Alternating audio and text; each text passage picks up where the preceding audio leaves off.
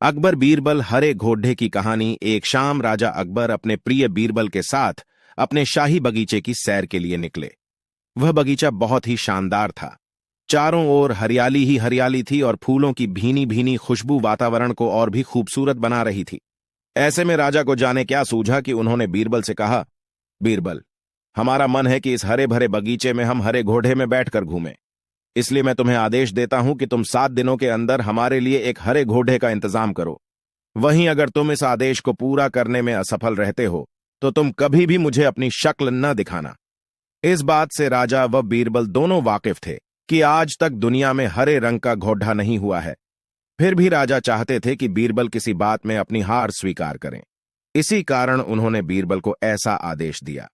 मगर बीरबल भी बहुत चालाक थे। वो भली भांति जानते थे कि राजा उनसे क्या चाहते हैं। इसलिए वो भी घोड़ा ढूंढने का बहाना बनाकर 7 दिनों तक इधर उधर घूमते रहे।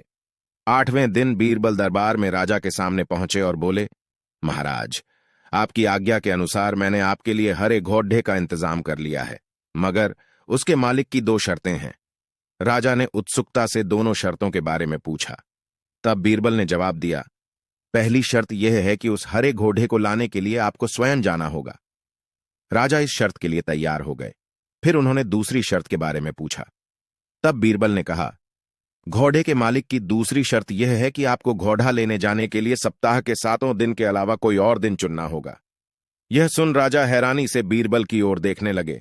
तब बीरबल ने बड़ी सहजता से जवाब दिया, महाराज, घोड़े का मालिक कहता है कि हरे रंग के खास घोड़े को लाने के लिए उसकी यह खास शर्तें तो माननी ही होंगी।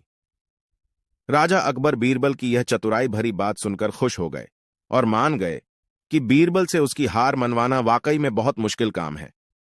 कहानी से सीख।